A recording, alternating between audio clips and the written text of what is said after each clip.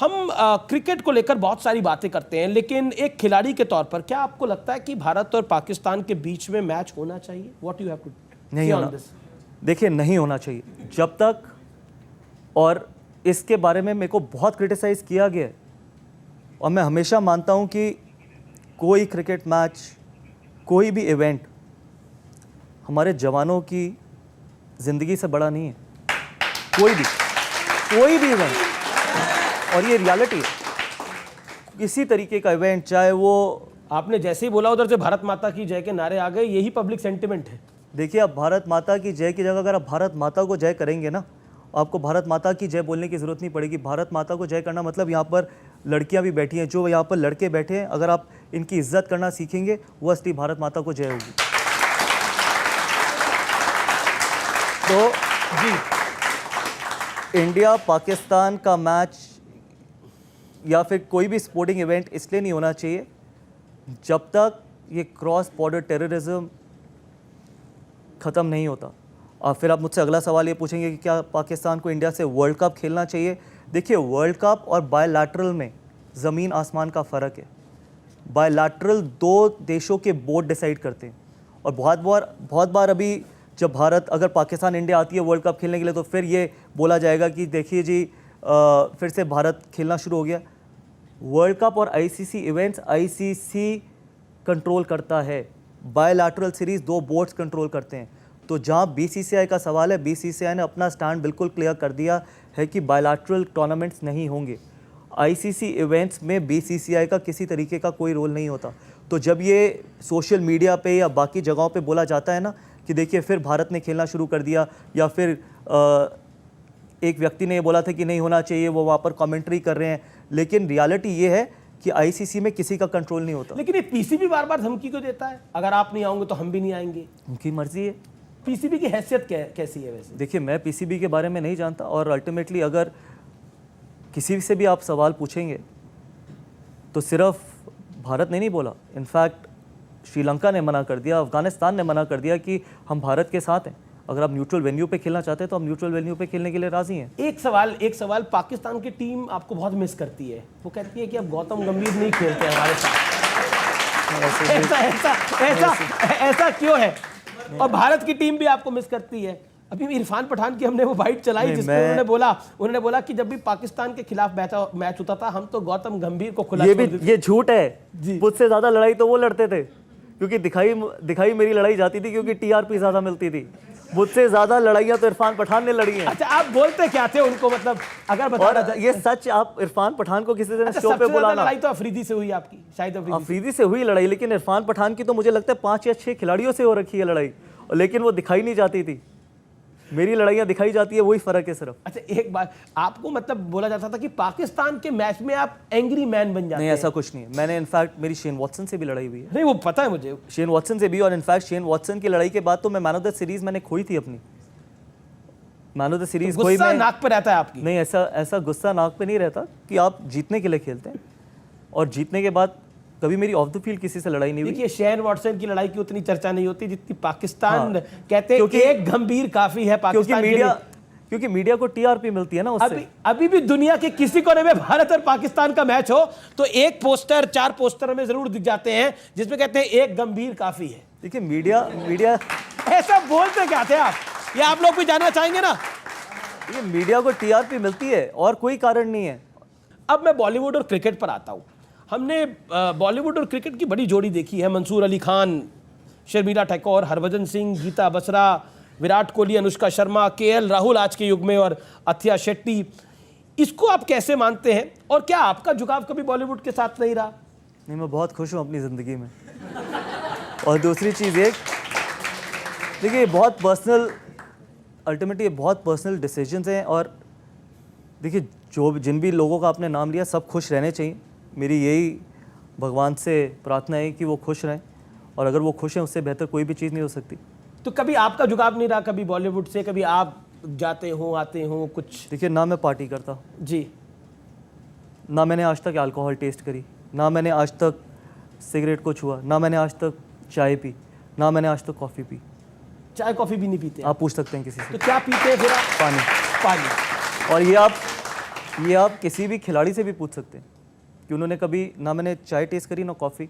तो जब मेरे को कोई इस तरीके का कोई शौक ही नहीं था, तभी मैंने आपको बोला मैं बहुत खुश हूँ अपनी ज़िंदगी में, क्योंकि मेरे पास बहुत अच्छी फैमिली है, 2 बच्ची हैं, मेरी वाइफ, मेरे मदर फादर। खुश रहना बहुत ज़रूरी है। रील आप बनाते नहीं, चाय आप पीते नहीं, कॉफी आप पीते नहीं, पार्टी आप करते नहीं, ये बहुत बोरिंग हूँ मैं। हाँ, बहुत बोरिंग हूँ। ये बहुत बोरिंग है। बहुत आप कह रहे boring हैं ये युवाओं को आप बोलेंगे कि एक हफ्ता ये रिजीम फॉलो करने ही भाग जाएंगे? मैं सीरियसली कह रहा हूँ, आप किसी से भी पूछ सकते हैं, मैं बहुत बोरिंग हूँ। जी, अब इनसे भी हम सवाल लेंगे, आपसे भी सवाल लेंगे, लेकिन दोबारा राजनीति पर आते हैं, पॉलिटिक्स पे आते हैं। इस देश में नई संसद बनी, आप भी वहां थे, मैं भी वहां था, लेकिन जो पॉलिटिक्स उसको लेके हुई और जिस तरह की पॉलिटिक्स हुई, कांग्रेस से लेके आम आदमी पार्टी तक अधिकतर ऑपोजिशन ने उसका बॉयकॉट किया। क्या कहना चाहते हैं आप? देखिए, इसके अलावा उनके पास किसी तरीके की कोई राजनीति रह नहीं गई है बॉयकॉट करने के अलावा। संसद बना है, वो ऐसा तो है नहीं कि आप बॉयकॉट करें तो आप वहाँ पर जाके बैठेंगे नहीं जब सेशन होगा, आप वहाँ पर जाके आर्ग्यू भी करेंगे, आप वहाँ पर जाके एलिगेशंस भी लगाएंगे। जी, कोई चीज़ एक देश के लिए इतनी बड़ी चीज़ बन रही है, आप जाके वहाँ पर बैठिए, आप जाके वहाँ पर हिस्सा बनिए इतनी बड़ी सेलिब्रेशन का। आप बात कर रहे हैं, मैं 2024 की बात करता हूं। 2024 में मोदी वर्सेस ऑल होता हुआ हम देख रहे हैं। अरविंद केजरीवाल से लेकर नीतीश कुमार, राहुल गांधी, सब शायद एक मंच पर आएंगे मोदी को हराने के लिए। और जब आप भी सांसद का अगला चुनाव लड़ेंगे तो आपके सामने भी हो सकता है कंबाइंड ऑपोजिशन आए। How do you see it, Modi versus all? Bring it on. इससे बेहतर क्या चीज़ है? Bring it on. इससे ये पता चलता है कि सामने अगर झुंड है और आप अकेले खड़े हो तो वो लड़ाई लड़ने का मज़ा है ना। उस लड़ाई लड़ने का क्या मज़ा है जब आपके साथ 20 लोग खड़े हो और सामने वाला एक हो। जब सामने वाले 20 और आप अकेले खड़े हो तो वो लड़ाई में मज़ा है। अगर वो लड़ाई आप जीत सकते हो, उससे बेहतर लड़ाई ना पड़ जाए। कोई बात नहीं, पूरे दम से लड़ेंगे, सच्चाई के साथ लड़ेंगे, ईमानदारी के साथ लड़ेंगे, और जो काम किए 9 साल में उस तरीके से लड़ेंगे, और इसी को तो लड़ाई कहते हैं।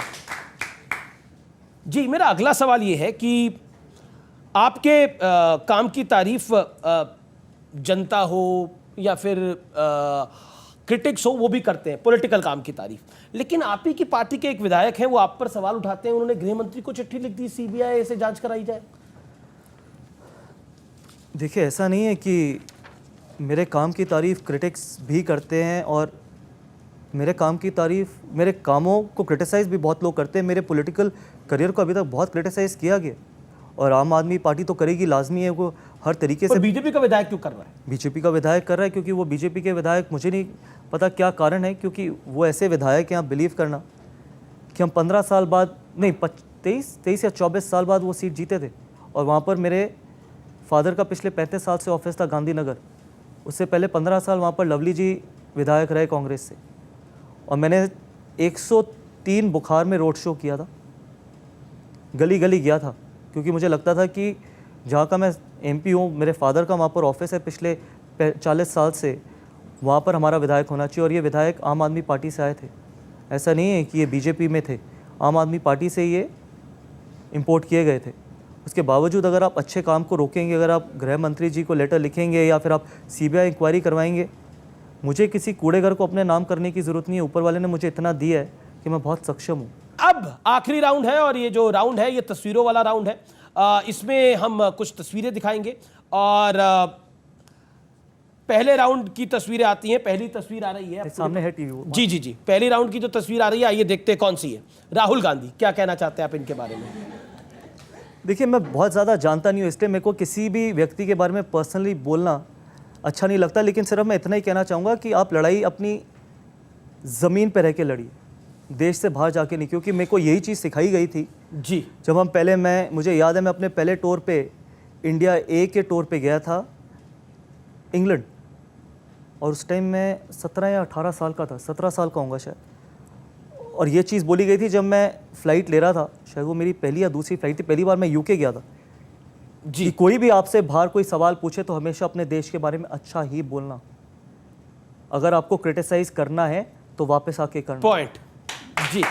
और ये मैं 17 साल का था, आज मैं 41 साल का हूँ। मैं इसलिए नहीं कह रहा, आप तो 17 साल में वो समझ गए थे, नहीं वो नहीं, तो 50 से ऊपर हो चुके देखिए, मैं इसलिए नहीं, वो मेरा अलग प्रोफेशन था, मैं उस टाइम पे क्रिकेटर था, ये नेता हैं। आप बहुत पसंद करते हैं इनको। अरविंद केजरीवाल मेगालोमेनियक, ये कहना चाहते हैं आप इनके? इसका मतलब भी समझा देता हूँ। जी जी जी, एक लाइन में। एक लाइन तो बड़ा मुश्किल है। मेगालोमेनियाक का मतलब होता है जो अपने से ऊपर किसी और को नहीं देख सकते। अगली तस्वीर देख लेते हैं किसकी आ रही है। गौतम गंभीर और विराट कोहली, ये शायद वही तस्वीर है जिसमें आपने अपना मैन ऑफ द मैच शायद दे दिया था। Lot of respect what he is done for India. बहुत शानदार, बहुत शानदार। Shane Watson and Gambhir, top allrounder. Top allrounder.